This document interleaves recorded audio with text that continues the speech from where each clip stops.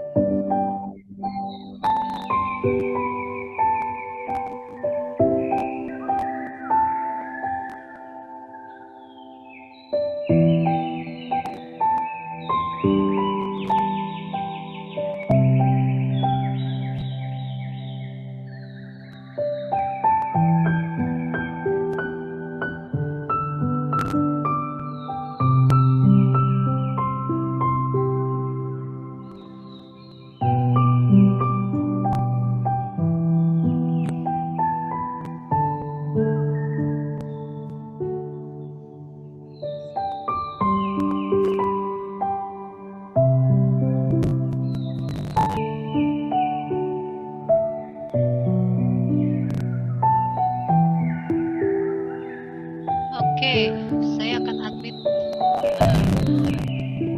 Selamat siang, selamat datang kepada semua para peserta dari seluruh Indonesia ke dalam Moritz Community Indonesia. Jadi kami sangat senang pada siang hari ini kita bisa kembali bertemu lagi di dalam satu acara yang tidak kalah heboh. Ya, jadi mohon kita masih ada beberapa menit lagi. Wow, ini dari semua daerah nih. Ada dari Bogor, Tegal, BPKB Tegal Ombo. Ini mana ini?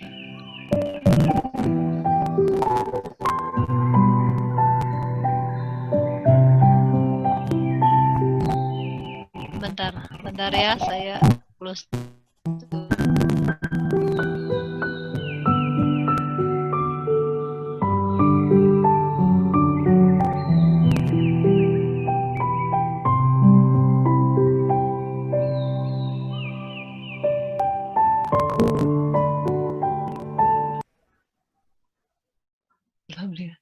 Oke, selamat siang kepada para peserta dari seluruh Indonesia. Senang sekali pada siang hari ini kita bisa bertemu kembali di dalam satu event yang tidak kalah hebohnya nih. Bicaranya enggak tanggung-tanggung.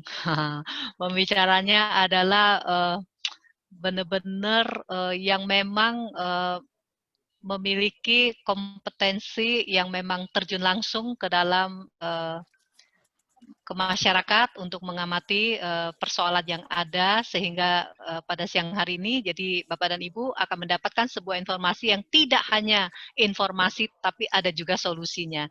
Jadi kalau belum sempat share ke teman-teman, ini masih ada kesempatan, kita masih ada beberapa menit secepat mungkin Copas berikan kepada teman-teman supaya mereka juga bisa bergabung, supaya bisa mendapatkan satu informasi, mendapatkan satu solusi, dan juga bagaimana cara bisa membentuk satu keluarga atau memprotek keluarga kita dari kemajuan teknologi, ya. Selamat datang, saya lihat sangat luar biasa dari seluruh Indonesia, entah dari mana aja nih. Dari semua daerah udah susah ditelusuri nih dari mana aja. Hebatnya teknologi, hanya dari ada yang mempergunakan laptop, ada yang mempergunakan smartphone. Kalau smartphone sederhana, tinggal klik aja link yang diberikan, masukkan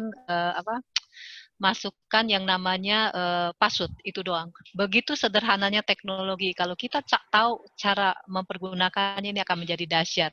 Dan kita mensyukuri di balik dari semua persoalan yang ada, ternyata teknologi ini sangat membantu. Saya nggak kebayang seandainya dalam kondisi kondisi pandemik seperti sekarang, kita nggak punya teknologi aplikasi seperti ini, mungkin akan sulit buat kita mengakses banyak informasi-informasi yang positif, ya.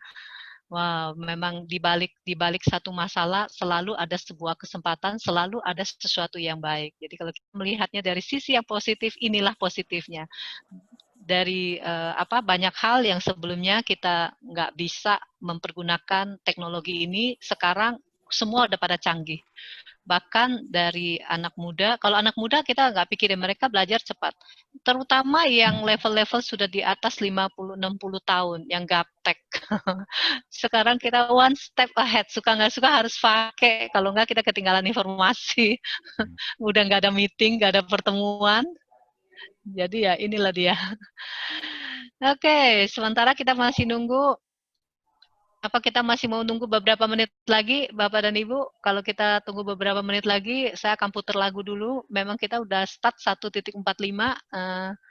Kita kasih kesempatan kira-kira 5 menit lagi gitu, supaya teman-teman kita yang sedang bergabung masuk, nggak sampai ketinggalan informasi.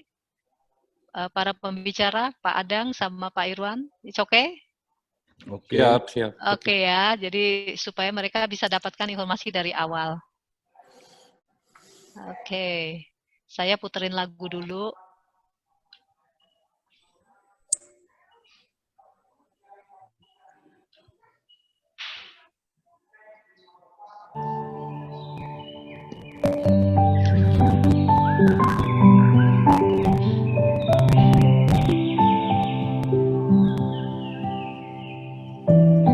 Kita kasih kesempatan menunggu 4 menit lagi, setelah itu kita akan strictly mulai ya.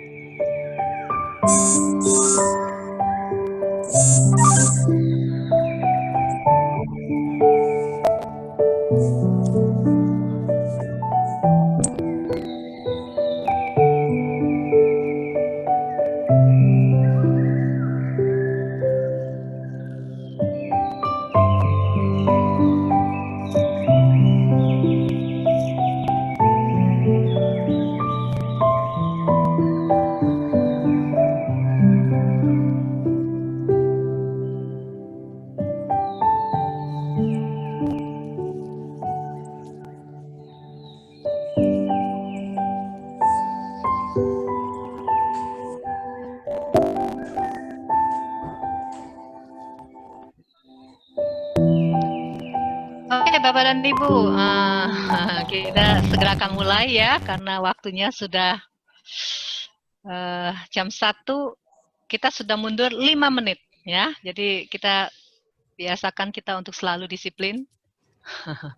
Baik, seperti biasa Bapak dan Ibu, saya ingin mengucapkan selamat datang kepada semua peserta dari seluruh Indonesia, terutama kepada yang baru pertama kali hadir bersama dengan kami di dalam event Moritz Community Indonesia. Pada siang hari ini, sebelum kita memulai, saya ingin menjelaskan dulu tentang Moritz Community-nya, seperti biasa. Siapa sih, apa sih komunitas ini? Karena mungkin Bapak dan Ibu mendapat share konten, baik melalui media sosial, baik melalui teman-teman, baik juga melalui chat pribadi atau di WA group ya. Ini ada undangan dari Moritz Community Indonesia. Ini apa sih Moritz Community Indonesia? Mungkin Bapak dan Ibu belum pernah dengar Moritz Community Indonesia ini. Saya behalf on founder dari Moritz Community Indonesia bersama dengan Dr. Ferry Lasmawati dan juga Dr. Boyke Dianugraha. Kami beberapa 1,5 tahun lalu kami membentuk komunitas ini.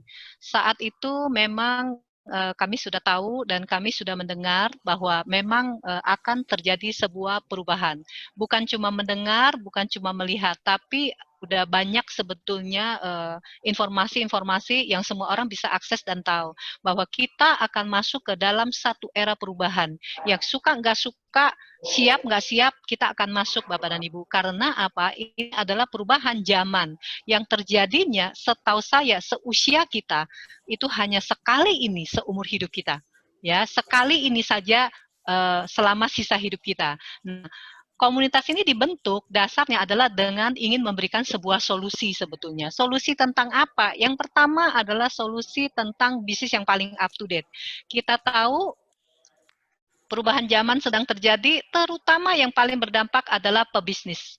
Para pebisnis ini mau nggak mau mereka yang tidak siap akan kebingungan menghadapi dari pola cara orang berbisnis. Ya, oleh karena itu, karena kami tahu mendengar informasi ini lebih awal, kami membentuk komunitas ini. Tujuannya supaya bisa memberikan solusi. Nah, yang adalah solusi yang berkaitan dengan kesehatan. Kita tahu siapa yang nyangka pada awal tahun ini, saya akan coba. Oh, mohon maaf, saya akan mute dulu ya. Saya tidak akan allow partisipan untuk membuka mic-nya supaya konsentrasi kita bisa concern ya. Oke, saya sudah tutup. Mungkin masih ada suara ya yang masuk ya. Oke. Oke, admin Moritz mohon dibantu untuk menutup suara yang dari luar karena mengganggu konsentrasi. Oke ya. Oke, baik Bapak dan Ibu. Oke ya, nah lalu solusi tentang kesehatan. Dan kita tahu banget antara bisnis dan kesehatan itu berkaitan erat. Tanpa bisnis pun kesehatan juga bermasalah. Apalagi sekarang kita ingin mendapatkan banyak informasi, kalau mau datang saja ke dokter, rasa-rasanya nih kita juga ketakutan ya. Tahun ini percepatan itu terjadi di mana-mana, suka nggak suka ya kita harus manfaatkan teknologi ini, memanfaatkan aplikasi untuk bisa memberikan solusi. Nah, hari ini bukan cuma solusi tentang kesehatan, edukasi, informasi yang bermanfaat itu pun akan kita bagikan melalui komunitas ini. Nah, kedepannya Bapak dan Ibu, kita juga akan mempersiapkan training-training yang berguna buat seluruh masyarakat. Nah, komunitas ini benar-benar tidak sepeser pun kami memungut bayaran. Artinya orang-orang yang mendaftar sama semuanya free. Sehingga apa Bapak dan Ibu punya kesempatan share kepada semua orang sebanyak-banyaknya. Jadi ini betul-betul gratis. Seandainya kalau ada yang meminta bayaran, itu nggak benar. Bapak dan Ibu cukup catat WA admin untuk bertanya kepada kami. Ya, event kami dilakukan hampir setiap hari. Tentunya dengan topik yang berbeda-beda Bapak dan Ibu. Ya, nah saya tidak akan panjang-panjang lagi ya, seperti judul yang sudah, artinya konten yang sudah disebar. Ini adalah tema hari ini tentang keluarga tangguh mental pemenang ya. Nah, sebelum kita masuk, saya serahkan ini kepada moderator yaitu Dr. Ferry Lasmawati. Saya pengen putar dulu nih video ini buat Bapak dan Ibu supaya sedikit rileks dulu pikiran kita ya.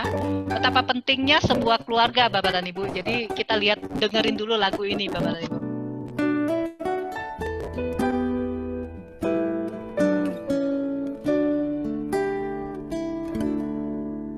Harta yang paling berharga adalah keluarga. Istana yang paling indah adalah keluarga. Puisi yang paling bermakna adalah keluarga. Mutiara tiada tara adalah keluarga. Selamat pagi Emak, selamat pagi Abah. Mentari hari ini berseri indah. Terima kasih Emak, terima kasih Abah, untuk tampil perkasa bagi kami putra-putri yang siap berbakti.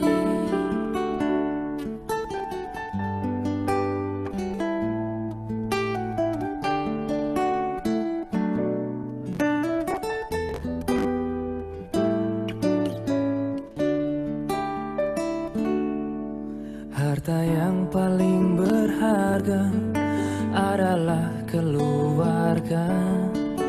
Istana yang paling indah adalah keluarga.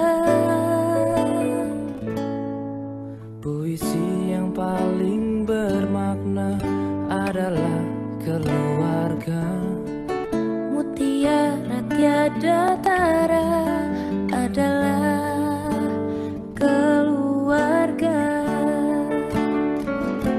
Selamat pagi Emak, selamat pagi Abah. Mentari hari ini berseri indah. Terima kasih Emak, terima kasih Abah, untuk tampil perkasa bagi kami putra-putri.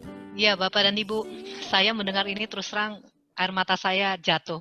Kenapa Bapak dan Ibu? Ada harapan. Orang tua berharap sesuatu misalnya kepada anak-anak untuk bagaimana bisa dekat dengan anak. Tapi anak sebetulnya memiliki kerinduan bagaimana bisa berbakti kepada orang tua. Oleh karena itu, siang hari ini Bapak dan Ibu, kita buka mata hati kita. Kita belajar dari orang yang memang terlibat, artinya yang memang fokus meneliti dan memberikan solusi kepada kita bagaimana bisa memiliki satu keluarga yang tangguh supaya memiliki mental pemenang. Pernikahan itu bukan membangun rumah tangga, tetapi pernikahan membangun keluarga. Ya, nah keluarga adalah yang terkecil membentuk sebuah negara, Bapak dan Ibu. Tanpa panjang-panjang lebar lagi, Bapak dan Ibu, saya akan serahkan mic ini kepada Dr. Ferila Semawati sebagai moderator pada siang hari ini untuk bisa memperkenalkan pembicara kita pada siang hari ini. Silakan Dr. Ferry. Selamat siang Bapak dan Ibu sekalian, terima kasih Bu Sonya. Kita ketemu lagi pada acara Zoom meeting dengan Morris Community. Siang ini kita akan membicarakan masalah yang sangat-sangat penting yang tadi sudah dikatakan oleh Bu Sonya. Nah, para pembicara ini adalah benar-benar para pembicara yang sudah pakar di bidangnya dan mereka punya hati yang tulus untuk berbagi kepada kita dalam mengawal anak-anak kita dan generasi muda kita untuk menjadi generasi yang tangguh sehingga bangsa Indonesia ini akan menjadi bangsa yang hebat. Nah, tanpa berlama-lama lagi, saya akan memperkenalkan dulu pembicara yang pertama, yaitu Pak Adam. Bentar. Pembicara pertama yaitu Marsikal Muda TNI Purnawirawan, Bapak Adang Supriyadi, STMM. Beliau lahir di Surabaya tanggal 14 Mei tahun 1962. Beliau bekerja sebagai lektor kepala di Universitas Pertahanan. S1 diambil dari Universitas Surya Dharma di bidang teknologi industri, itu pada tahun 2012, kemudian mengambil S2 Magister 2014 di Universitas Surya Dharma dengan ilmu manajemen, kemudian mengambil doktor tahun 2017 dari Universitas Brawijaya mengenai kebijakan publik. Selain itu juga Pak Adang adalah pelatih profesional di bidang ilmuannya, mengajar juga di Lemhanas, kemudian sebagai public speaking, kemudian juga banyak mengajar di berbagai universitas dan juga lembaga-lembaga negara, dan juga beliau adalah pengajar dan juga seorang pilot. Ya Pak. Oke, tanpa berlama-lama saya langsung menyerahkan kepada Pak Adang untuk membawakan presentasinya di siang hari ini. Silakan Pak Adang. Ya, terima kasih Dr. Peri yang sangat saya hormati, Mbak Sonia. Assalamualaikum warahmatullahi wabarakatuh. Selamat siang Bapak Ibu sekalian yang saya hormati, terutama teman pembicara yaitu Dr. Irwan Amrun, Master Psikologi. Selamat kenal Pak Irwan, salam dari Pak Widura, Pak Irwan. Lalu Bapak-Bapak Ibu sekalian yang telah hadir di virtual ini,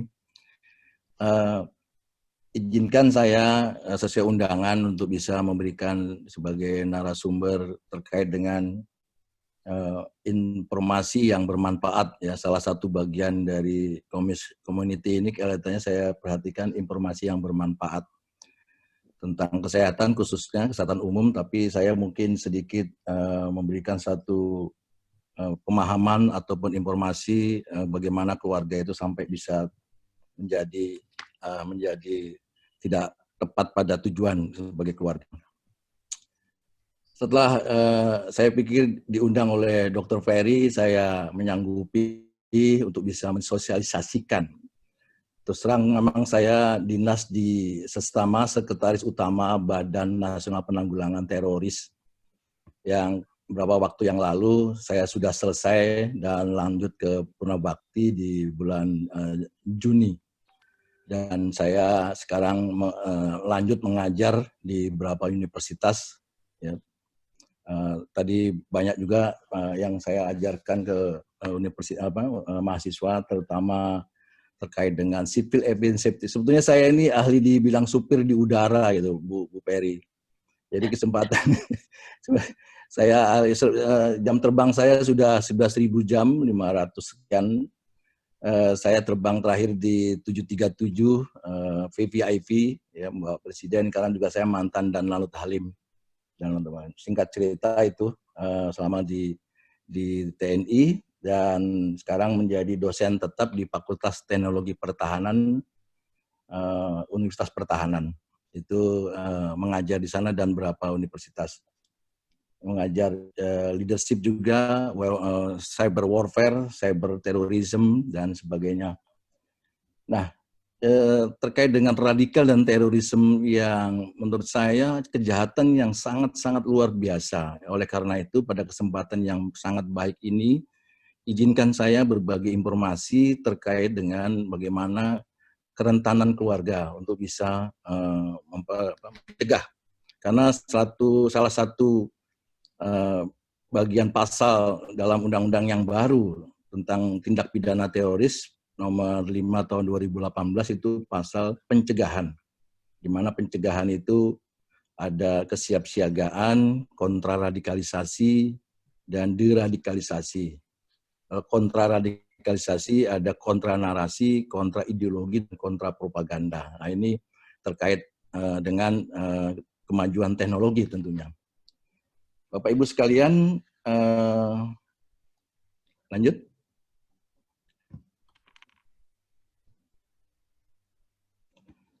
Tantangan bangsa kita, ya, sesuai dengan apa yang disampaikan bahwa Bapak Cahyokumolo beberapa waktu yang lalu saya kebetulan ngisi di dalam ancaman radikalisme. Tantangannya itu adalah korupsi, narkoba, bencana alam, dan radikalisme. Ya. Saya mungkin masuk kepada radikalisme ini, tantangan ini yang perlu kita cegah tentunya di dalam menghadapi kehidupan seterusnya, khususnya untuk bangsa Indonesia. Tapi tidak untuk kemungkinan untuk penggunaan internet. Memang sarana untuk kita bekerja dan sebagainya itu sangat berguna untuk didukung oleh internet maupun sosmed dan sebagainya. Tapi di sisi lain ada ancaman tentunya, ancaman yang bisa kita tanpa kita ketahui tahu-tahu sudah jadi dia terpapar. Nah itu mungkin ini akan saya sedikit sampaikan terkait dengan itu, sehingga mungkin informasi ini bisa menjadi bahan pertimbangan untuk seluruh keluarga, yang khususnya yang ada di virtual ini. Ya, silakan, lanjut. Bapak Ibu sekalian, hasil riset di Januari 2019 bahwa populasi kita 268,2 juta. Pengguna HP atau mobile itu 355,5 juta. Hampir separuhnya, hampir dua kali lipat. Ya ini mungkin saja karena saya ini nomornya 2, ada yang nomornya 3, ada yang nomornya 4 dan sebagainya. Potensi ini menjadi semakin tajam untuk bisa menjadi baikkah atau menjadi tidak baik. Lalu pengguna internet itu 150 juta, ya, pengguna internet, sehingga ini juga mulai berkembang, ya, mulai berkembang di tahun 2020. Lanjut.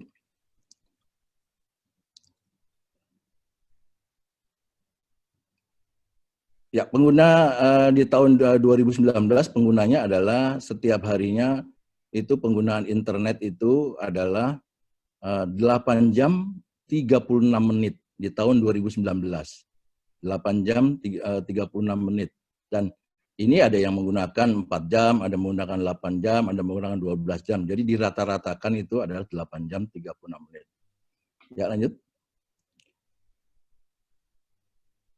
Di tahun 2020 itu meningkat menjadi 175 juta. Ya, di tahun 2020 itu meningkat menjadi 175 juta pengguna internet. Jadi ada peningkatan 25 juta. Sehingga makin ke sini, makin hari, makin ke depan itu penggunaan internet makin banyak, sehingga berpotensi menjadi baik dan juga berpotensi menjadi tidak baik. Sehingga ancaman akan tumbuh seperti apa yang saya sampaikan ini, yaitu adalah hoax, penipuan, pornografi, dan sebagainya, sampai dengan radikalisme. Bahkan bisa menjadi terorisme. Nah, inilah ancaman yang nyata di kemudian bagaimana kita caranya untuk mencegah. Nah, makanya kebijakan pemerintah mengeluarkan Undang-Undang Nomor 5 Tahun 2018 untuk upaya mencegah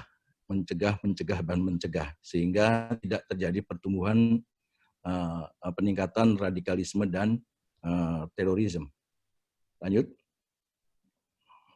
Nah, pentahapan radikalisasi, Bapak Ibu sekalian, yang pertama adalah praradikalisasi. Praradikalisasi ini, kehidupan sebelum terjadinya radikal ini, ada yang biasa-biasa saja, ada yang sudah meningkat.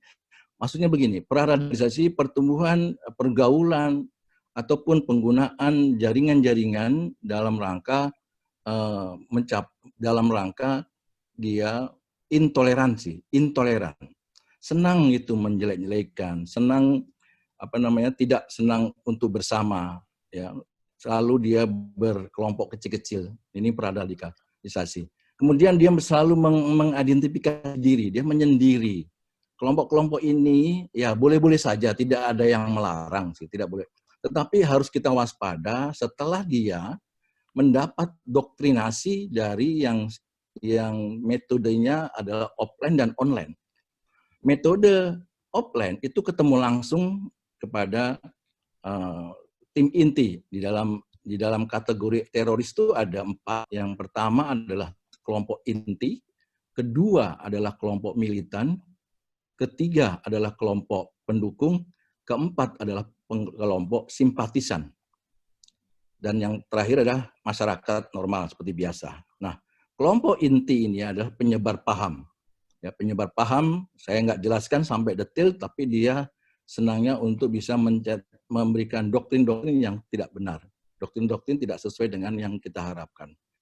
Kemudian yang berikut adalah online. Nah, ini online bisa melalui beberapa jaringan-jaringan seperti WA, seperti Google, seperti Facebook dan sebagainya, atau Telegram dan sebagainya.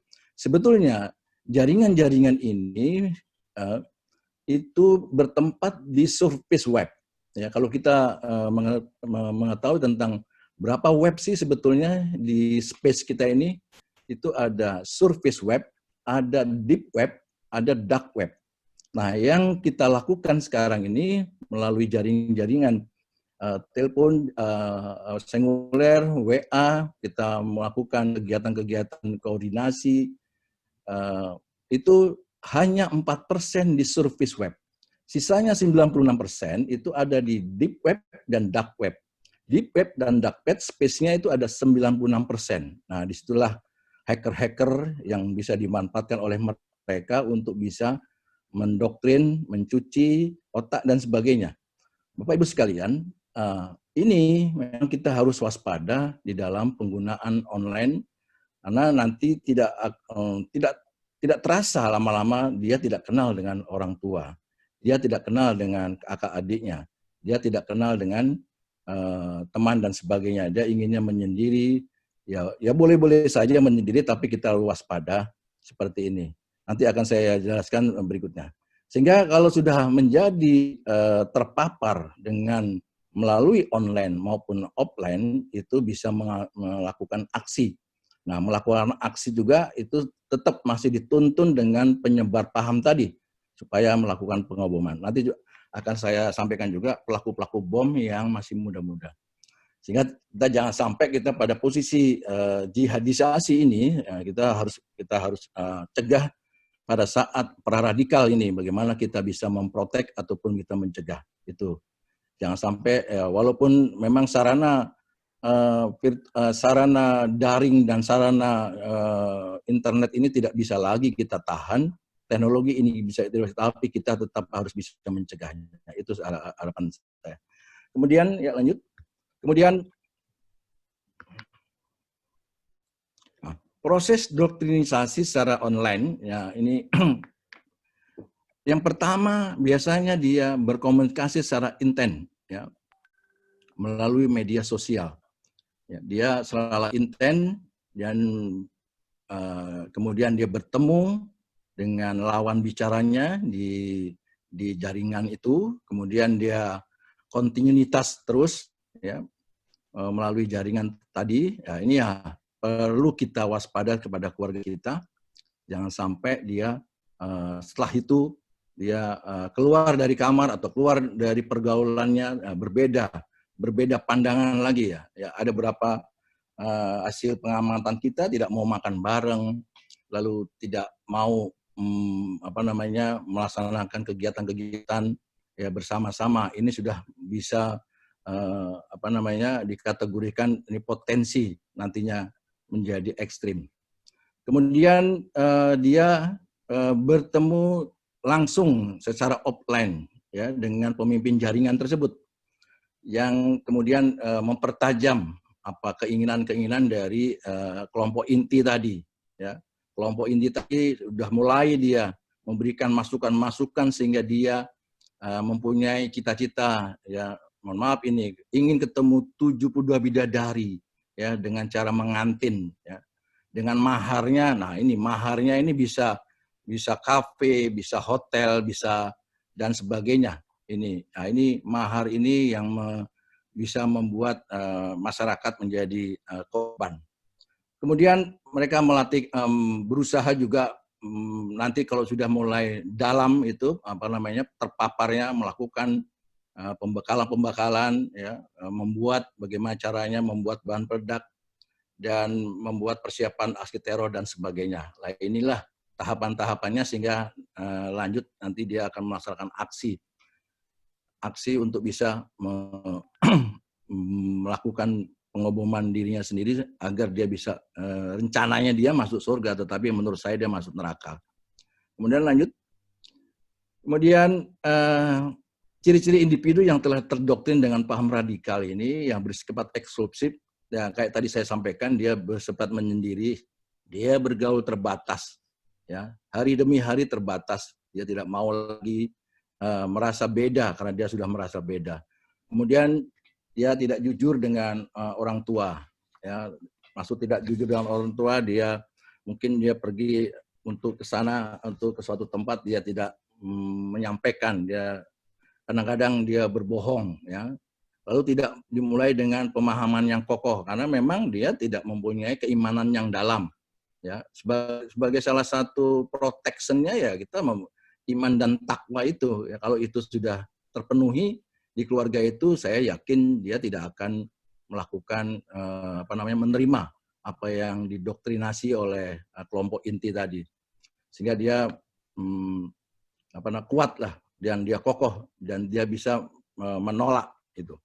Lalu ciri-cirinya juga berhenti sekolah ini, ya berhenti sekolah nih karena menganggap bahwa sekolah umum itu tidak sesuai dengan pahamnya gitu. Itu yang makanya dia berhenti sekolah. Kemudian dia pergi dari rumah dalam waktu yang lama. Ya ini dalam rangka untuk memperkuat pemahamannya sehingga dia yakin bahwa nantinya menjadi aksi itu yakin bisa menjadi penganten. Kemudian yang terakhir takfiri. Ya, takfiri itu selalu ingin berbeda, ya tidak mau dia sama dengan yang dia perkirakan itu sama, dia nggak mau itu. Nah itu sudah mulai ingin selalu merasa eksklusif tadi, sehingga dia mempunyai niat ya, yang menjadi niat yang sudah bulat untuk bisa melakukan. Nah prosesnya praradikal, radikal dan lanjut ke terorisme. Nah inilah proses-proses ini yang perlu kita cegah ya seyogianya pada saat di praradikal sehingga dia jangan sampai ataupun dia sudah masuk ke wilayah online kita harus terus mewaspadai karena nanti ujung-ujungnya anak ini juga tidak mau menghormati orang tua tentunya setelah keluar kamar dan sebagainya dia tidak ingin menghormati bahkan sampai melakukan tindakan-tindakan yang kurang tepat. Lanjut. Inilah Bapak Ibu sekalian, kalau kita perhatikan keterlibatan pemuda dalam aksi terorisme itu tidak ada yang kelompok inti, Bapak Ibu sekalian. Ya, bisa kita lihat ya dari 12 ini, saya ngambil dari medsos ini, usianya 18 sampai 30 ya. Pelaku bom sebenarnya adalah pemuda-pemuda ini. Ya, seperti pelaku bom JW Marriott ini ada Asmar Latin, ya, Sani dengan Dwi Permana, ya, Dani Dwi Permana ini, ya, umur 18 tahun, ya. Dwi Permana sebetulnya ada videonya, tapi saya nggak tayangkan ini karena ini mungkin sifatnya hanya bagaimana tindakan keluarga harus bagaimana. Kemudian pelaku bom Bali 1 Amasan sebetulnya peledak, ya, pelaku peledakan itu Wisnu dengan Amasan. Ya, dan Ayib Hidayat, anak-anak muda. Nah, sekarang bagaimana kita bisa memprotek, kita bisa mencegah keluarga kita yang muda-muda ini atau lingkungan kita yang muda-muda ini untuk bisa ya, meyakinkan bahwa itu tidak benar itu. Karena kelompok inti itu sangat intens dia mencari calon-calon pengantin ini. Nah, ini yang saya amati. Ya, saya amati. Terus terang aja saya selama hidup 32 tahun itu di atas terus, terbang terus. Tapi begitu saya masuk di wilayah seperti ini, saya ingin belajar. Bahkan saya sampai membuat buku bahwa terorisme adalah human error. Ya, karena pelaku bomnya anak-anak muda yang telah didoktrin sehingga dia melakukan. Nah, tugas orang tua ini menurut saya, tugas orang tua untuk bisa mengawasi dan sebagainya. Inilah pelaku bom yang anak-anak muda kita. Ya. Kelompok intinya tidak ada, ditangkap, tembak, mati. Tidak ada yang melakukan bom secara berani seperti mereka ini, adik-adik kita ini. Ya, sangat ironis menurut saya. Nah ini kembali saya hanya menyampaikan kenapa dia melakukan itu, keluarganya bagaimana. Nah itulah tujuan saya menyampaikan informasi ini supaya kita membentuk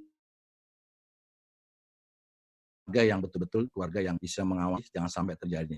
Kalau seluruh Indonesia keluarganya bisa diawasi dan bisa dikontrol dengan baik, dan saya yakin tidak akan bisa seperti ini. Walaupun memang faktor-faktor lain seperti kemiskinan, pendidikan, kemudian secara psikologi, lalu kemudian ajaran agama yang kurang pas, itu juga menjadi faktor-faktor. Lanjut. Nah, inilah korban keluarga Surabaya. Ini kelompok keluarga yang melakukan pengoboman, yaitu saudara Dita 48 tahun dan keluarganya 2 putri 2 putra. Ini 3 sasaran, ya 3 sasaran. Nah ini perlu kita ya menjadi PR kita menurut saya. Kenapa kok sampai begini? Walaupun ya saudara Dita memang ada jaringan, tapi kan bisa kita protek lah, ya terutama mungkin lingkungan dan sebagainya. Jadi kita bisa jaga jangan sampai yang kita akan bahas kan kenapa kok sampai demikian keluarga ini sehingga dia merelakan untuk bisa lakukan pengoboman ini ya. Ini sangat ironis menurut saya. Kemudian lanjut. Kemudian ini juga yang ini ada 3 sasaran tadi keluarga saudara Dita ini ya yang dilakukan 3 sasaran di Surabaya. Kemudian lanjut, ini juga di Sibolga ini ibu dan anaknya karena suaminya ditangkap, ibu dan anaknya melakukan peledakan bom. Ini juga keluarga yang saya pikir ini juga menjadi bahan pemikiran kita untuk ke depan kok sampai demikian ini sehingga kita bisa mencegah jangan sampai terjadi seperti ini. Kemudian lanjut.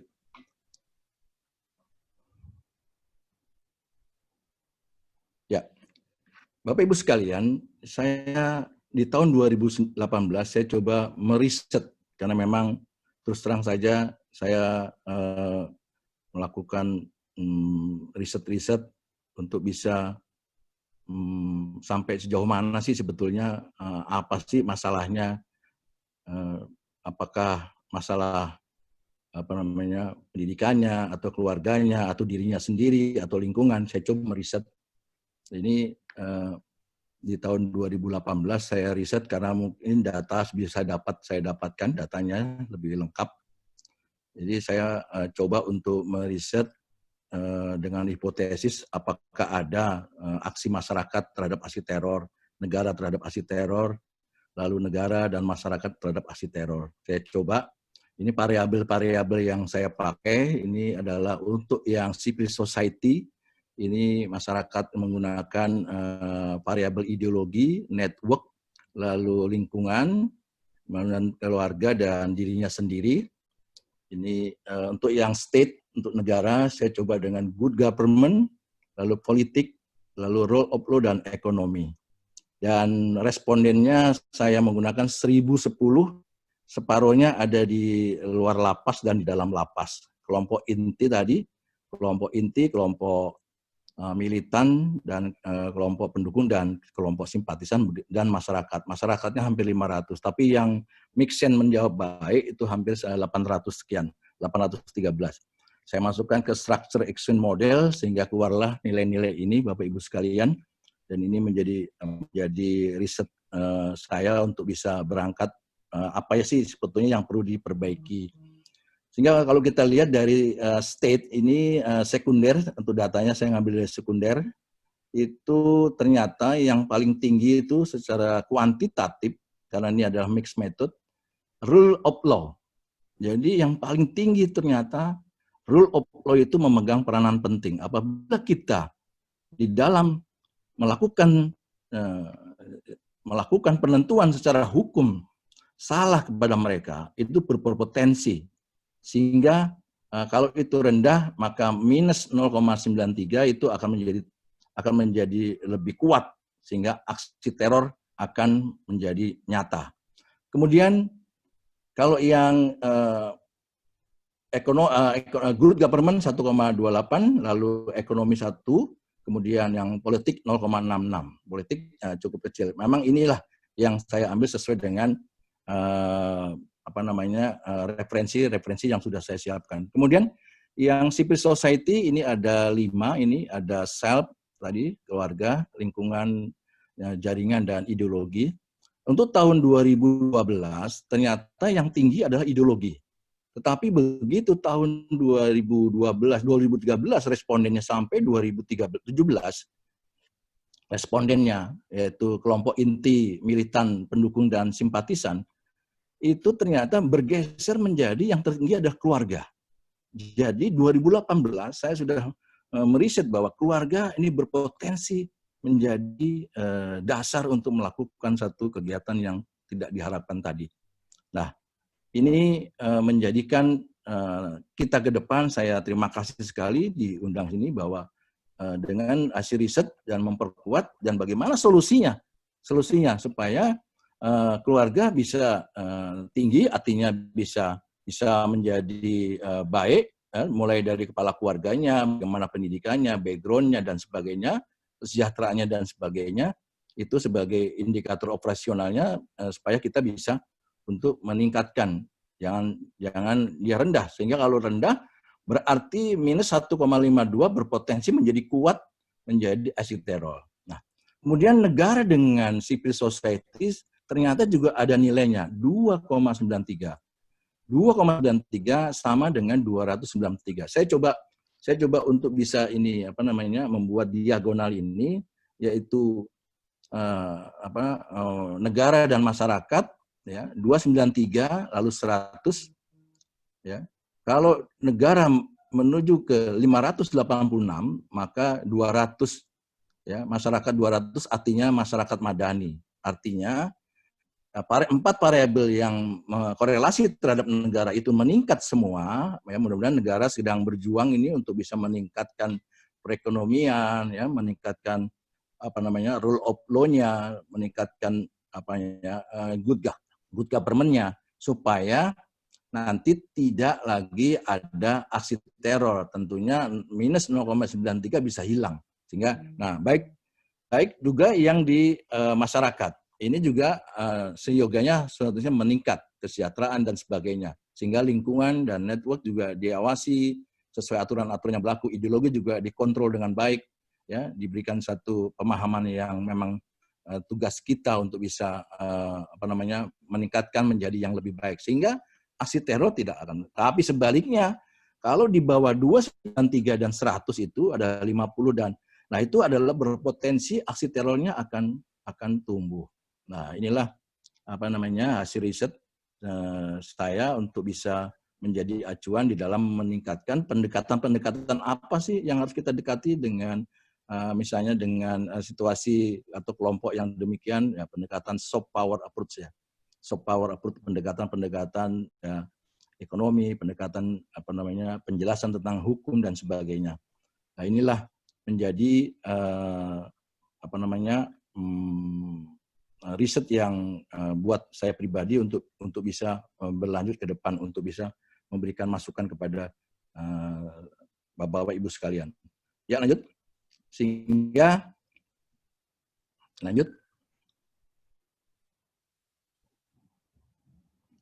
Sehingga saya membangun suatu bangunan yang sebagai alat ukur apabila ada kejadian peledakan oleh teroris.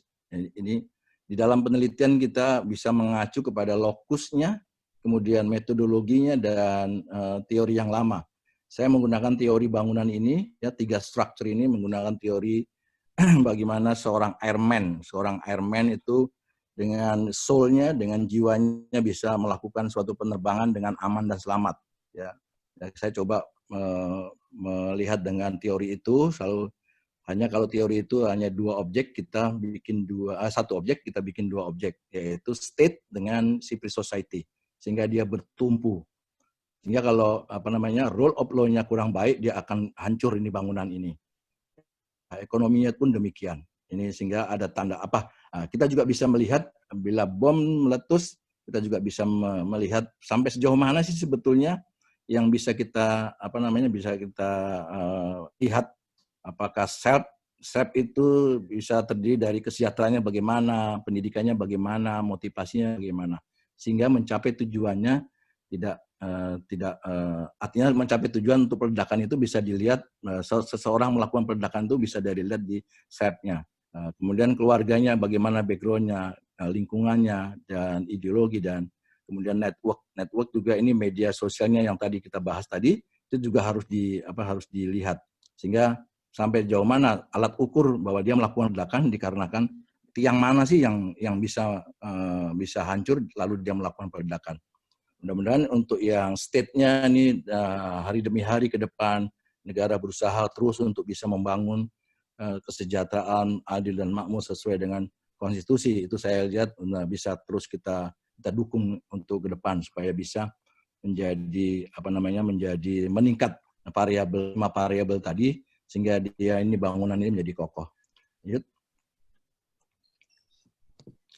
Peran orang tua ini sedikit saya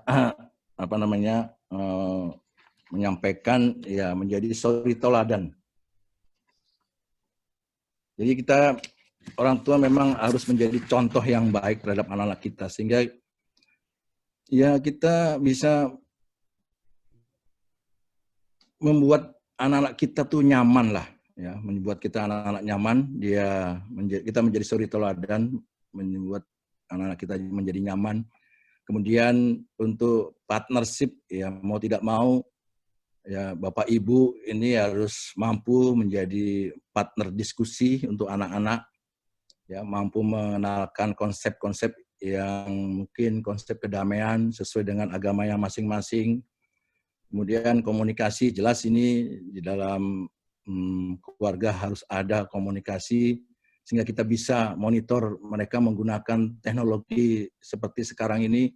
Betul-betul kita harus tanya betul kegiatan-kegiatan yang dia lakukan melalui daring ini, ya, jaringan-jaringan ini sampai sejauh mana. Kan kemarin sudah dilakukan penjelasan tentang gadget, itu sangat penting sekali. Kemudian ini ya, hindari cekcok antar keluarga ini, ya kita sebagai kepala keluarga dan wakil kepala keluarga kita harus benar-benar mempertahankan mencapai keluarga bahagia tentunya. Lah, inilah yang bisa saya berikan saran untuk bisa keluarga kita, terutama di Moris Community ini, ya, peserta untuk bisa merubah lah, ya, supaya kita dapat mencegah. Saya hanya sedikit memberikan informasi, mudah-mudahan ini berguna untuk kita semua tentunya. Ya, lanjut. Dan ya terakhir, keluarga yang tangguh dan bermental pemenang adalah keluarga yang memiliki ikatan kuat satu sama lain dalam kondisi apapun. Ya, kondisi senang maupun kondisi tidak senang, kita harus betul-betul kontrol penuh, ya. Tetap kontrol penuh. Ancaman selalu ada, tidak hanya sosmed saja, ancaman-ancaman lain, ya, seperti tadi narkoba, lalu ancaman-ancaman yang lainnya itu juga selalu menghantui kita keluarga. Kemudian lanjut. Itu saja dari saya, Dr. Perry, yang bisa saya sajikan. Mudah-mudahan ini bermanfaat. Terima kasih atas undangannya. Sekali lagi terima kasih. Wassalamualaikum warahmatullahi wabarakatuh. Baik, Pak Adang, terima kasih banyak atas paparan yang sangat membuka mata, membuka pikiran kita sebagai orang tua dan sebagai keluarga, bahwa di balik semua ini ada sesuatu yang tersembunyi yang harus kita antisipasi, ya Pak. Begitu banyak masalah-masalah yang ada di lingkungan kita. Nah, untuk berikutnya saya langsung kepada Pak Irwan untuk membawakan makalahnya dalam bentuk ini loh solusinya, bagaimana cara penguatannya di dalam keluarga. Untuk itu saya akan bacakan kurikulum vitae-nya. Pak Irwan Amru ini adalah seorang psikolog, lulusan dari Fakultas Psikologi UNPAD tahun 84 dan program Magister Psikologi Terapan pada tahun 2002. Beliau mengabdikan diri di lingkungan militer TNI Angkatan Darat dengan high career highlight, antara lain sebagai perwira khusus psikologi Kolakops Timor Timur, Kepala Psikologi Akademi Militer, staf ahli golongan 4 Subdinas Psikologi Teknologi Militer, Psikologi Sosial, kemudian juga penelitian material dan insan di Dinas Psikologi TNI Angkatan Darat. Beliau juga adalah staf khusus Kasat, analis kebijakan bidang pendidikan dan pengembangan, pembantu deputi di bidang Hankam dan sosial budaya. Pak Irwan juga memiliki sertifikasi International Assessment Center dari PA Consulting, menjadi asesor di berbagai instansi, mendapat penugasan sebagai Direktur Operasi PLDC ya, Patriot Leadership Development Center TNI Angkatan Darat, menjadi trainer fasilitator pada pelatihan human skill, leadership, team building, problem solving, achievement motivation training, dan lain-lainnya. Kemudian beliau juga menjadi direktur di LPT UI, Lembaga Psikologi Terapan UI, dari Januari 2015 sampai 2020, dan menjadi psikolog di bidang olahraga KONI Pusat, dan sekarang yang terakhir menjadi Satgas COVID-19 di mitigasi. Baiklah Pak Irwan, kita langsung lanjut untuk memaparkan presentasinya. Baik, terima kasih Dr. Ferry. Suara saya cukup terdengar?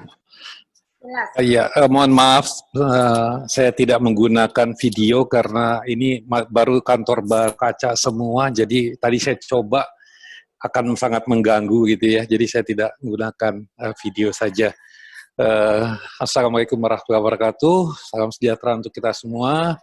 Tadi juga disapa oleh Kang Marska Adang Asep ini gitu ya, ada salam dari Mas Widura juga ada di sini, Kang. Oh, siap. Setelah itu, iya, setelah itu Kolonel Ishak juga ada di sini, katanya satu mes bujangan itu di gitu.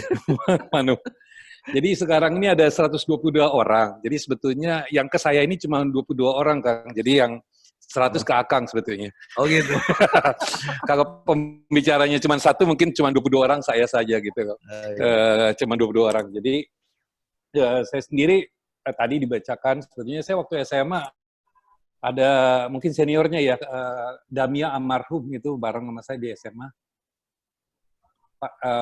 Penerbang Damia meninggal mungkin waktu kapten apa itu. Ya, betul. Di Makayasa 80. Dan saya ketemu temannya Pak Edi Sunarbondo waktu di Dewan Ketahanan Nasional ya. Nanti panca kakinya nanti aja Kang ya. Ya. Jadi sebetulnya apa yang disampaikan Kang Adang tadi, Teh Ferry ini istrinya teman saya SD kan, jadi Dr. Boyke itu teman saya SD. Jadi small world lah ya. Dan terima kasih juga Mbak Sonya gitu ya untuk memfasilitasi ini semua. Saya mesti ngomong apa lagi? Kayaknya sudah lengkap sama Kang Adang tadi ya. Aduh. Tapi saya coba share screen aja ya, mudah-mudahan juga bisa melengkapi apa yang disampaikan oleh Kang Adang tadi. Saya terbiasa sendiri Kang Adang, jadi kalau Kang Adang mas saya kan itu ya. Kalau saya biasanya jadi tukang cukur, jadi bawa laptop sendiri, bawa apa sendiri. Jadi memang concern saya memang di psikologi itu apa ya, di pendidikan ya. Jadi yang katanya PLDC itu Patriot Leadership Development Center gitu. Dan saya sangat concern dalam pendidikan karena itulah yang bisa menurut saya bisa membentuk karakter-karakter baik anak bangsa ini gitu. Dan kita nampaknya sejak lama juga ada krisis di bidang kepemimpinan gitu kan. Jadi sampai waktu ada PP Perpres 2010 itu 2010 saya sampai berhasil mendorong meyakinkan Pak SBY itu ada Pusbangpim TNI itu di Mabes TNI. Tapi sayang tidak diawaki sehingga ya dilikuidasi. Dan apa namanya sekarang maka Pak Widura itu mungkin yang dorong-dorong atau Sukmo ya yang semangat sekali membuat Puspesi TNI itu. Nah sekarang mereka jadi malah kebingungan mengawakinya gimana sopoy. Nah selanjutnya saya juga tertarik karena saya juga di sport psychologist ya. Jadi di sport psychology itu ada di Ohio State University, dia pernah mengeluarkan suatu kriteria dari 9 mental skill. Jadi orang-orang atlet yang sukses itu ada punya 9 mental skill. Nah itu saya gunakan waktu saya di Psikologi Angkatan Darat, bekerja sama co-promotornya Pak Widura juga, tuh Pak Urip, kita buat inventory-nya gitu kan. Kita coba memotret atlet-atlet yang bahkan jadi juara. Karena memang kan yang bisa menaikkan bendera Indonesia dan lagu Indonesia Raya diputar di luar negeri kan cuma presiden dalam kunjungan resmi dan duta olahraga kita gitu kan. Jadi kenapa kita nggak posting ini karena Indonesia harus punya kebanggaan supaya tadi nggak sibuk-sibuk sama dirusak-rusak sama orang lain gitu ya. Nah tapi saya berpikir bahwa pemenang itu mental pemenang nggak hanya di atlet, bahwa kita semua harus punya mental pemenang gitu kan.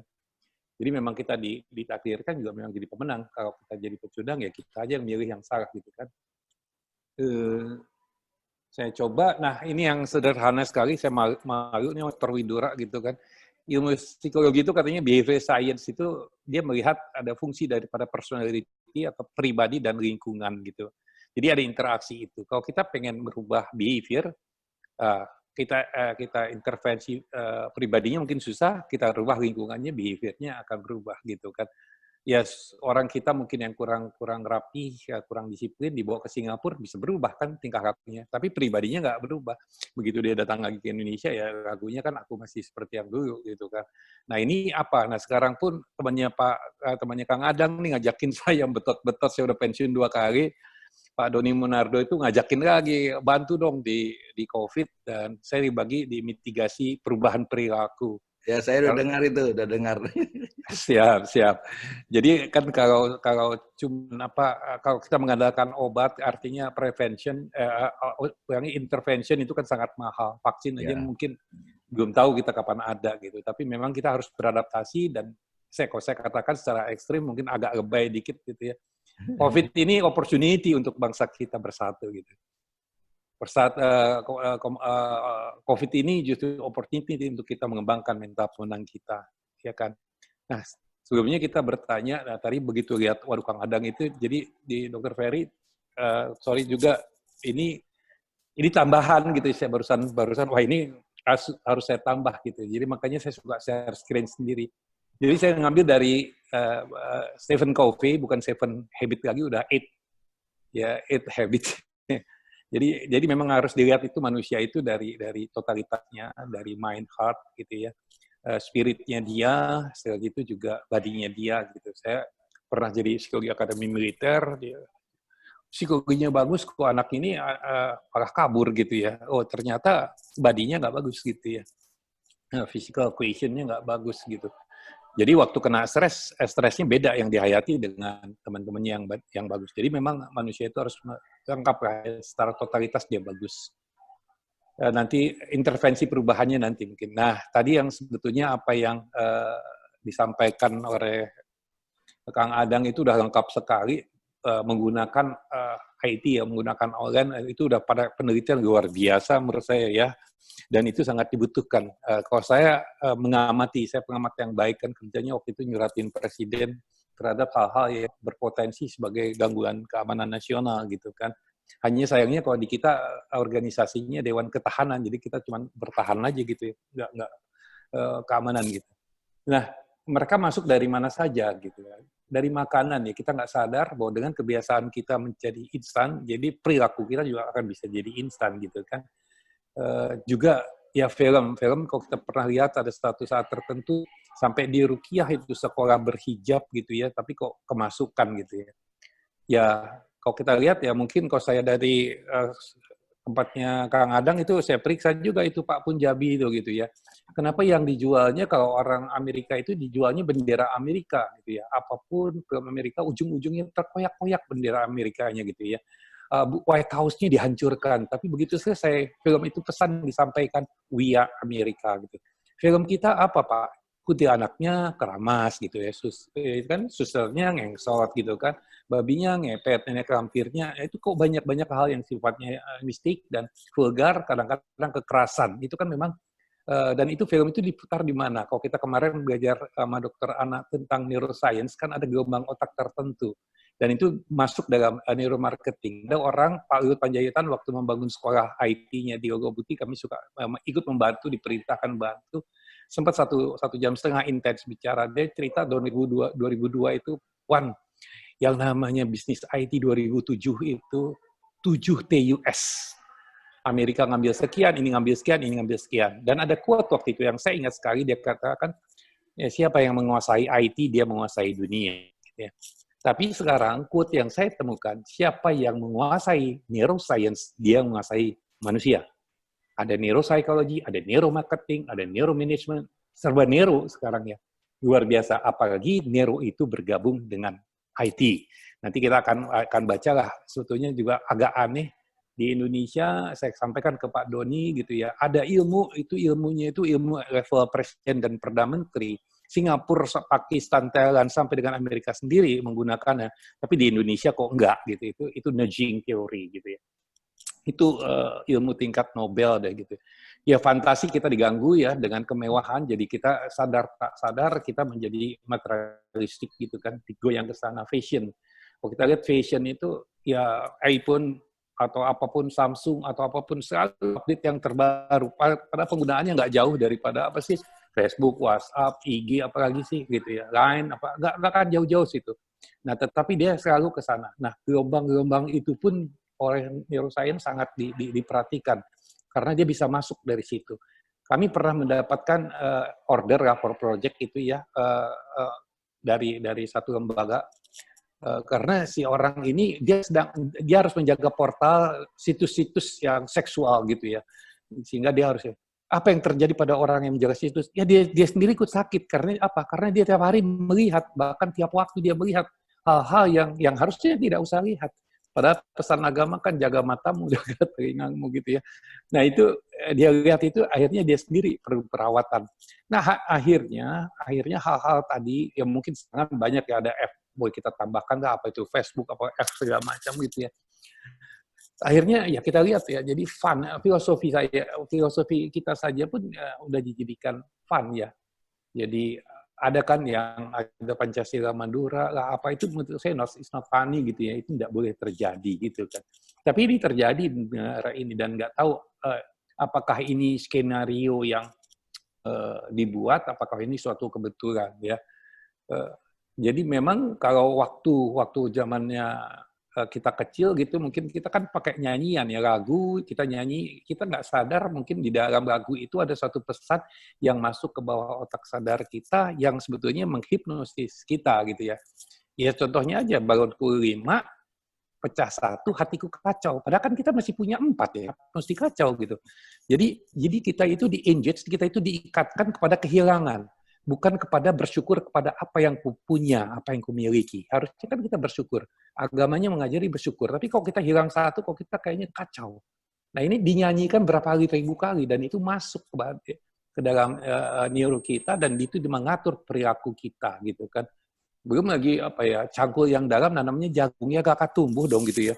Jagung kan gak usah dalam-dalam, tapi stupid ini tuh ditanamkan gitu ya, terus-terus gitu ya. Naik kereta api Bandung-Surabaya boleh nggak bayar. Jadi nggak salah juga, dulu ada kopral-kopral katanya nggak bayar. Orang lagunya juga begitu, gitu. Ya mungkin ya. Tapi banyakkah yang saya lihat gitu ya, apakah ini memang skenario, apakah ini suatu kebetulan untuk fun saja? Nah, mau ke bulan kok naik delman atau onta? Kang Adang aja naik pesawat ininya aja nggak bisa ke bulan, kok mesti pakai yang lebih canggih lagi, kan ini kok pakai delman atau onta nggak bisa gitu ya. Nah akhirnya apa yang terjadi? Terjadilah fenomena penurunnya nilai-nilai Pancasila kita. ya berkembangnya individualisme, kuatnya ego sektoral, ya begitu orang dibagi aja udah. Kalau perlu juga antara Cirebon dan Tegal itu ikannya aja punya TP itu, wah dipancing gitu, itu kan ikannya Cirebon gitu, sampai sektoralnya sampai luar biasa. Ya. Toleransi, gotong royong, musyawarah, mufakat udah diajak, korupsi udah jelas ya. Penegakan ya ini law enforcement kita juga kan tidak bermain secara baik gitu ya, tingginya angka kemiskinan itu terjadi. Nah terakhir yang tadi yang dibicarakan juga ya, itu ada potensi sebetulnya, itu ada potensi gerakan separatis, teroris, konflik vertikal horizontal tuh ada, dan ya kita harus punya potret tentang itu, kita harus riset tentang itu ya. Sementara marketing luar biasa. Nah satu sisi saya punya ya berita gembiranya, menurut saya apa yang saya yakini gitu ya, bahwa setiap manusia itu dilahirkan orang bilang sebagai pemimpin. Kalau saya bilang sebagai pemenang ya sebagai pemimpin juga gitu ya. Kalau lagi ngajar kepemimpinan ya saya bilang demikian. Kalau kita lihat di sini ya segitu banyaknya sperma mungkin ya satu yang dapat saya telur jadi dia kan sebetulnya pemenang. Tapi sisi negatifnya ya dia kan menghilangkan kesempatan yang lain. Tapi sisi positifnya pemenang. Kalau kita lebih ini mungkin Dokter Boyke yang bisa nerangkan. Katanya ada keasaman di rahim itu yang membunuh dan yang lain itu justru melindungi yang satu ini supaya dapat sel telur. Katanya demikian gitu ya. Jadi sebetulnya kegotong royongan saja pun sudah ada pada saat pembuahan gitu ya. Pada saat dia jadi baby lahir itu dia masih butuh bantuan dan seterusnya ya dia menangis orang semua tersenyum. Pada saat dia dari human being dia menjadi manusia dia harus involve, dia harus punya power, dia harus berkembang dan dia harus survive. Baru dia akan menjadi champion. Pada saat ini, ya berkembanglah teori tentang misalnya agility ship gitu ya. Kenapa? Orang-orang itu mesti udah kayak pisau MacGyver. Sekarang dibutuhkan pakai jas ya, sekarang pakai ini kayak itu mungkin Marskal Dito ya, Kang Adang ya kemarin tuh pindah ke dekat rumah saudara saya di Wirajati itu. Ini nggak nyangka ya pakai Marskal nih, pakai celana pendek duduk di bawah gitu ya. Ya ini kan memang kita mainkan ini gitu ya. Kapan kita harus pakai jas, kapan kita harus pakai sarung, kapan kita harus menggunakan itu ya agility ship kita ya. Bagaimana keleluasan kita bergaul. Nah kembali lagi saya ingatkan diri saya kembali lagi bahwa kita dilahirkan sebagai pemenang, tetapi kita punya adversary sendiri. Kan udah dikasih tahu kan bahwa rumput tetangga kok kayaknya bagus. Kita lihat, kita cemburu, orang kok begini ya, kok orang bisa pintar ya, kok orang bisa kaya ya, kok bisa. Padahal kita punya adversary sendiri karena dia akan diuji dengan hal-hal yang lain, diuji dengan hal-hal yang lain gitu ya. Karena dia kok susah. Nah ini, jadi kita harus punya mental adversary gitu loh. Apa itu mental adversary? Saya menemukan ada 3 aspek gitu ya. Jadi ada ketangguhan, ada ketahanan, dan fleksibilitas. Nah ini baru asumsi saya. Saya punya keyakinan akan saya riset bahwa ketangguhan itu mungkin distimulasi oleh seorang ayah gitu loh.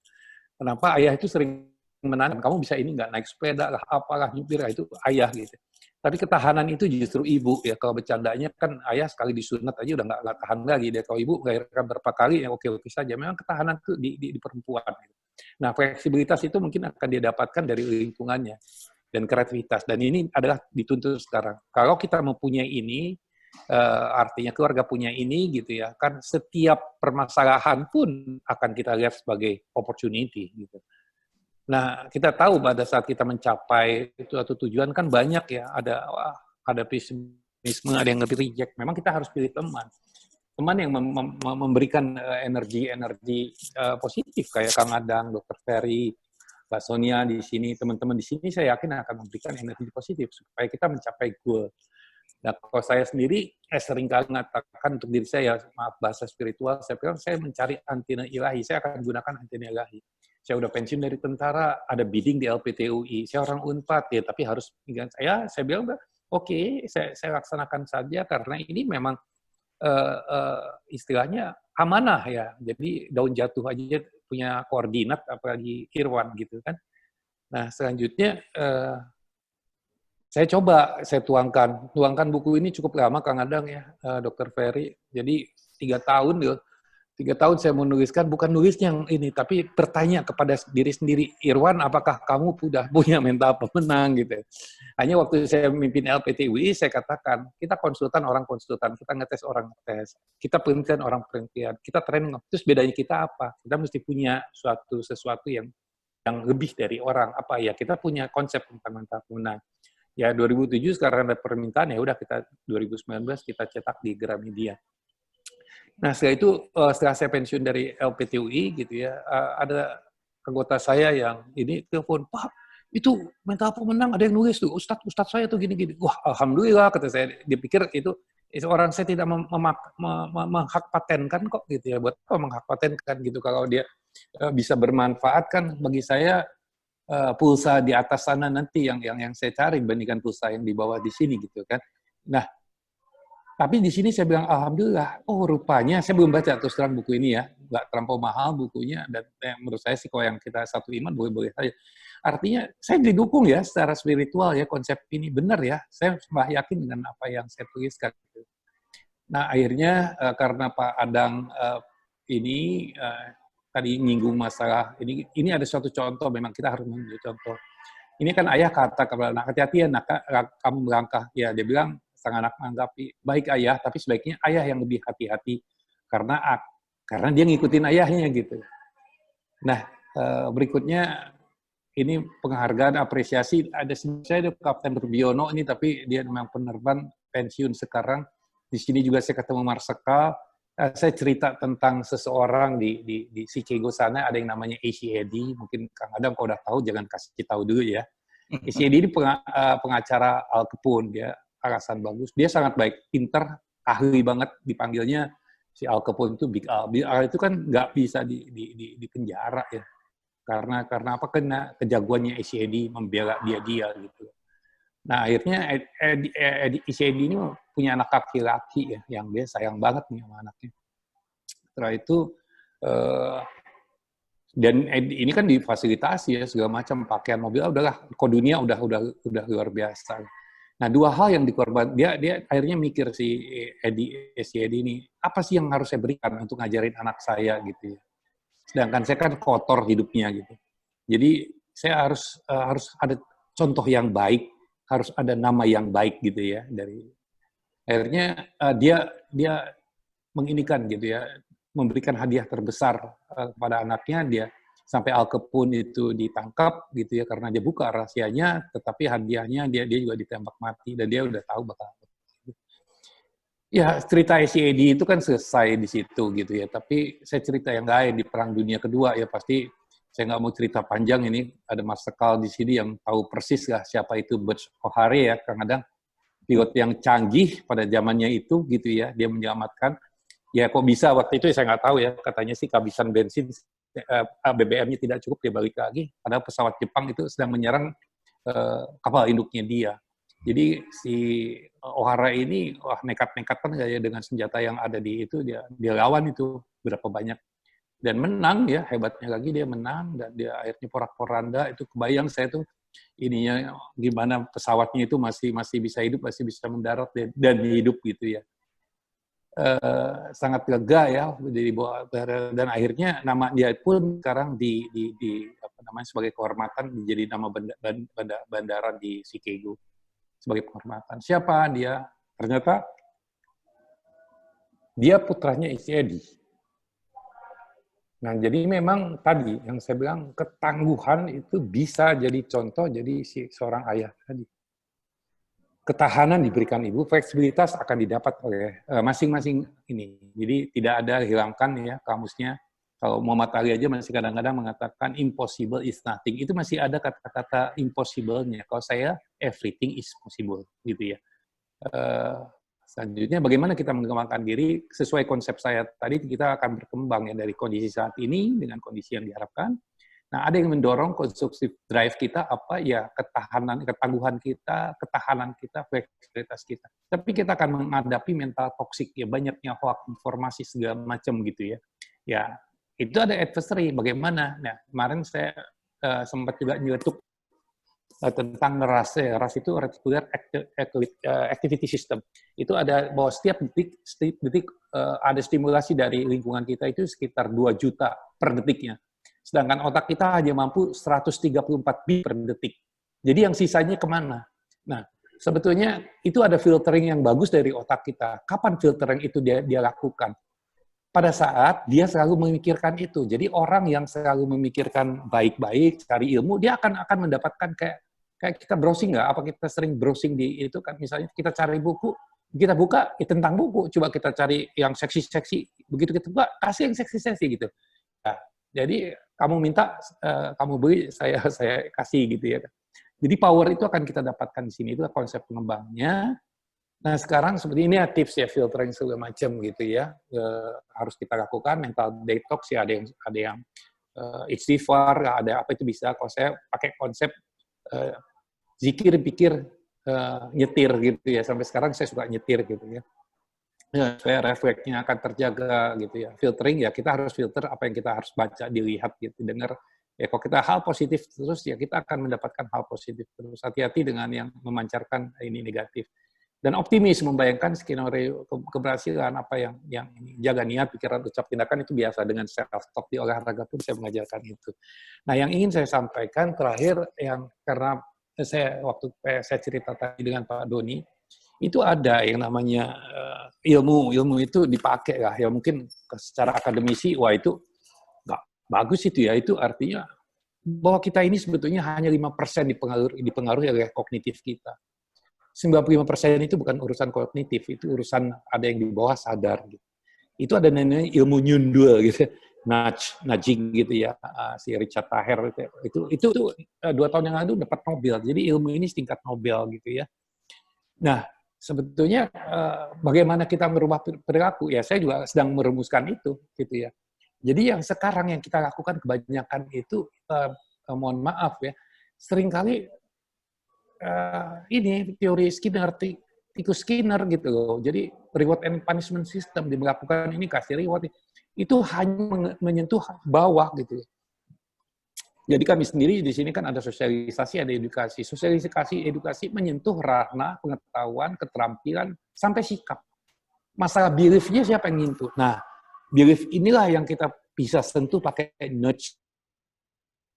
Ya, kan kasihan ya, harus kena bom, harus ini dikorbankan, kasihan gitu.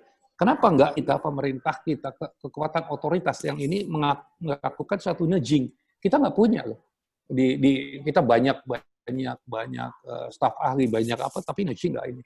Kemarin ada stafnya, teman-teman Pak Kang Adang juga itu di zona Pitupulu itu ngajak saya, kita ketemu aja KSP katanya gini-gini. Ya sebentar, saya bukan masalah apa. Sekarang saya dipanggil Pak Doni di sini ya, saya bilang ini mesti dari gugus tugas. Karena sekarang aja kondisi ini kan banyak orang yang cari panggung, cari apa gitu ya.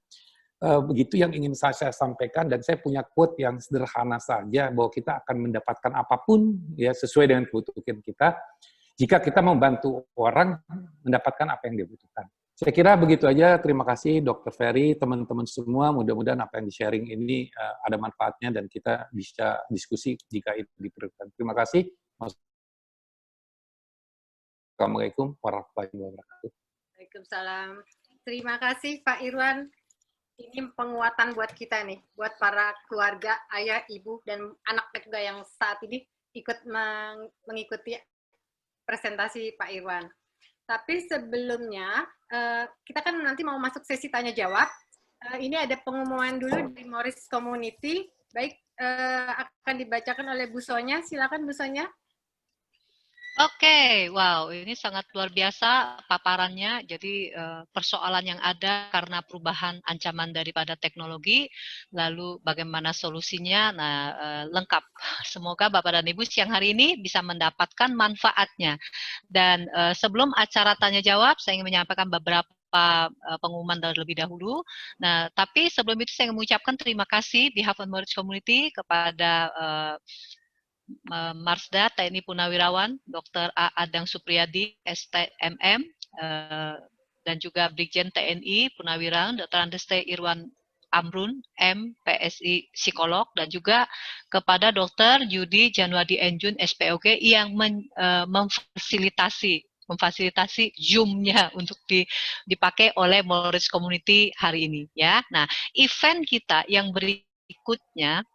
Oke, the next event, saya butuh, jadi biar para pembicara minum dulu, sedikit tarik nafas dulu, jadi kita lihat dulu beberapa pengumuman, ya besok, Business Talk itu adalah dengan tema The Best and the Last Momentum. Ya, kita masuk ke dalam satu perubahan.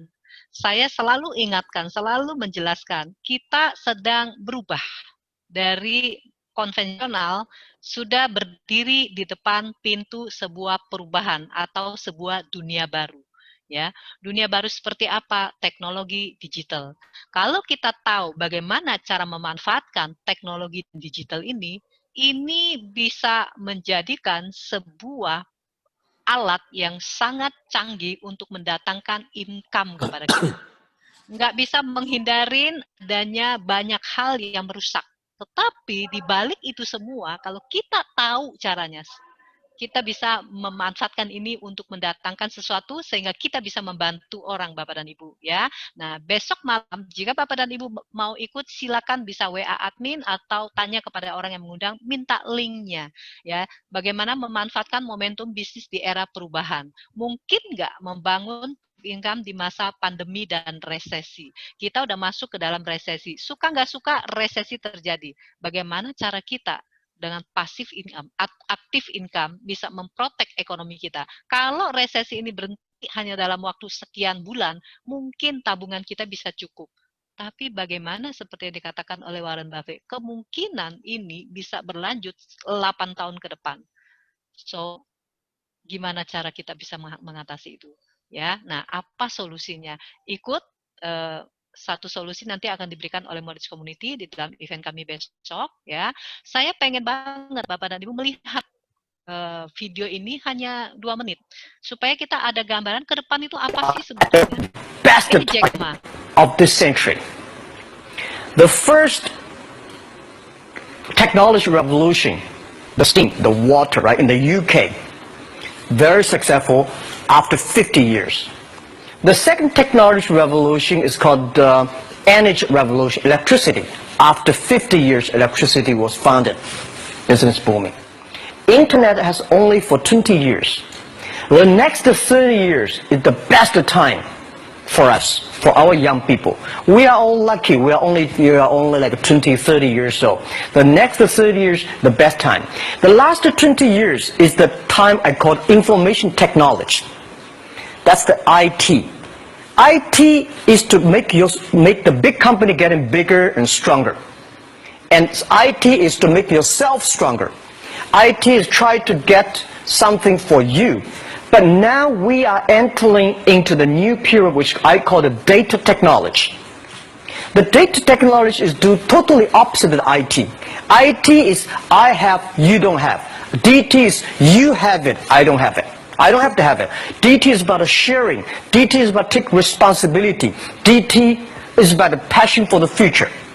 So we are coming into the next 30 years of data technology period, which your parents may not like it, which your friends may not like it. But if you believe the next 30 years is the wonderful period for us, and by the way, at the DT period, everybody is the same. Because we are start from the same line. Nobody is the expert of DT. There are a lot of experts of IT. They may be in trouble. So, what I would say, the best assets you. Apa? Oke, Bapak dan Ibu yang pengen tahu, besok malam boleh ikut. Ini sangat luar biasa. Teknologi bisa memberikan kebaikan. Kita sudah masuk di dalam data.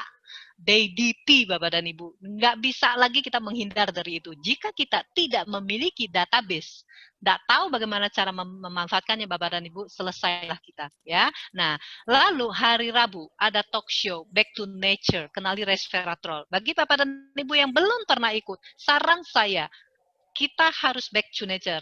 Keluarga yang tangguh, kesehatan memegang peranan penting, Bapak dan Ibu. Jika nggak sehat, akan mempengaruhi ekonomi juga, Bapak dan Ibu. Itu bolak-baliknya cuma di situ-situ doang. Jadi besok hari Rabu malam 19.30 saya akan jelaskan juga, mari kita back to nature. Moritz Community selalu ingin memberikan solusi yang berkaitan dengan alam, Bapak dan Ibu. Kenapa? Kita hidup di dalam teknologi, tetapi alam memberikan kebaikan kepada kita, Bapak dan Ibu. Ini ada sebuah penjelasan tentang betapa hebatnya resveratrol sebagai antioksidan yang disebut sebagai penemuan terheboh kedua setelah antibiotik ya. Nah, saya ingin showkan juga video ini lagi supaya ada gambaran sedikit sebelum Bapak dan Ibu mengambil keputusan bergabung dalam komunitas kami. Bagi sebagian besar dari kita, bentuk-bentuk aneh ini mungkin terlihat indah. Tapi para peneliti melihat sesuatu yang berbeda. Mereka melihat pertanyaan yang mungkin adalah pertanyaan paling penting dan kompleks sepanjang masa. Dr. Sinclair, di sini aku melihat kubus-kubus berwarna yang lucu. Kubus-kubus kecil ini sebenarnya adalah protein dalam tubuh kita yang kita percayai mengendali proses penuaan. Kalau dia benar, Dr. David Sinclair sudah menemukan salah satu kunci genetik yang akan men-set ulang jam biologis kita. Aku rasa kami sudah mendapatkan pemahaman baru atas proses penuaan. Bagaimana dia menemukan protein-protein ini? Ini terlihat seperti barcode, tapi sebenarnya ini adalah peta dari gen, cetak biru kehidupan yang tersimpan dalam setiap sel tubuh kita. Beberapa dari gen ini memegang peran penting dalam kecepatan penuaan sel-sel kita. Dr. Sinclair menguji ribuan sel secara acak, mencari zat kimia yang bisa mengaktifkan gen-gen itu. Kami menemukannya secara tidak sengaja. Kami menemukan molekul ini dari anggur merah. Dan waktu kulihat di komputerku, apa itu resveratrol? Dan itu ada dalam anggur merah. Aku hampir terjatuh dari kursiku, karena tentu saja kita tahu anggur merah itu bagus untuk kita. Kalau kebetulan aku ada anggur merah, Benarkah? berapa banyak yang harus kuminum untuk merasakan khasiatnya? Benar 1000 botol per hari. Jadi itu bukan solusinya. Dr. Sinclair kembali ke lab dan menemukan cara untuk membuat resveratrol 1000 kali lebih poten. Jadi, apa manfaatnya untuk tubuh kita? Kami menemukan bahwa resveratrol bekerja pada sebuah gen yang disebut SIRT1. Dan ini gen yang mengendalikan proses penuaan. Resveratrol memperbaiki gen itu dan mengaktifkannya. Dan dengan gen itu diaktifkan pada tikus di sebelah kanan dengan dosis resveratrol tinggi. Tikus itu tiba-tiba berubah menjadi pelari handal, berlari 2 kali lebih jauh dari tikus yang di kiri. Mereka mengkonsumsi menu dengan kadar lemak tinggi, makanan berlemak, dan mereka hidup sama-lamanya dengan tikus yang kurus dan sehat. Artinya mereka tidak menderita penyakit hati, kanker, osteoporosis, dan mereka hidup 30% lebih lama. Kau bisa melakukan hal yang sama pada manusia? Dengan gen yang sama, dan kami pikir resveratrol bisa memberikan manfaat yang hampir sama pada manusia. Sadar akan potensi besar pil barunya, Sinclair bekerja sama dengan pengusaha bioteknologi Westpal. Bersama mereka mengumpulkan lebih dari 100 juta dolar untuk riset lebih lanjut. Dan kami yakin bisa meningkatkan gaya hidup sehat. Jadi kalau kau berusia 80 tahun, kau bisa berlaku seperti berusia 50 tahunan. Pada uji coba manusia pertamanya, resveratrol berhasil mengobati diabetes tipe 2, salah satu penyakit penuaan terbesar. Kalau semuanya berjalan lancar, maka kami akan meminta surat izin FDA 5 tahun lagi. Kupikir orang-orang akan berpikir kalian memberikan harapan palsu. Ini tidak mungkin terjadi. Jawabanku adalah, aku setuju. Ini benar. Apalagi yang bisa kukatakan, penuaan adalah serangkaian penyakit, dan kalau kita bisa memperlambatnya dan menyembuhkannya, orang-orang akan hidup lebih lama dan lebih sehat. Dan kalian bicara khususnya tentang diabetes dan Alzheimer? Pembunuh utama dalam masyarakat barat adalah penyakit-penyakit yang akan bisa disembuhkan. Ya, itu videonya Bapak dan Ibu. Lalu hari Kamis kami ada forum diskusi bagi Bapak dan Ibu yang kepengen tahu lebih jauh, lebih lanjut tentang Moritz Community. Bapak dan Ibu bisa ikut juga ini, minta kepada link orang yang mengundang. Mungkin pengen tahu nih Moritz Community ini apa. Artinya privately diskusi dengan founder ya. Ada tanya jawab dan lalu mungkin pengen tahu blueprint-nya apa, tujuannya apa sih gitu ya. Bapak dan Ibu juga bisa ikut ini, dan ini minggu depan Bapak dan Ibu. Kembali back to nature, sembuh tanpa obat. Materinya ini bagaimana meningkatkan respon imunitas tubuh dan upaya membantu proses penyembuhan penyakit secara alami pada saat pandemi COVID-19 ini Bapak dan Ibu. Ya, acara ini diadakan pada hari Minggu ini, tanggal 27 September jam 13.45. Pembicaranya adalah seorang spesialis penyakit dalam, Dr. Indra Jaman. Silakan Bapak dan Ibu bisa minta link kepada yang mengundang, ataupun Bapak dan Ibu juga bisa WA ke admin. Yang sudah punya admin, silakan. Ini adalah WA admin untuk minta linknya. Bisa bergabung. Nah, caranya semua ikut semua event. Nah, saat ini saya akan kembalikan kepada Dr. Ferry untuk sesi tanya jawab. Kami sarankan setiap peserta kami kasih kesempatan untuk bertanya direct satu pertanyaan dengan cara raise hand, ataupun Bapak boleh chat ya, tapi akan diprioritaskan untuk yang langsung bertanya. Nah, raise hand saja Bapak dan Ibu. Lalu materi presentasi bagi Bapak dan Ibu yang berkenan boleh para pembicara boleh ya men-sharekan materinya ya. Itu juga bisa minta melalui Moritz Community, bisa teks ya dalam bentuk PDF. Dan jika ada yang pengen mendengar ulang, ini juga sudah ada direkam di YouTube channel Moritz Community. Oke, saya rasa itu saja dari saya, dan silakan saya kembalikan kepada moderator Dr. Ferry untuk bisa melanjutkan acara tanya jawab.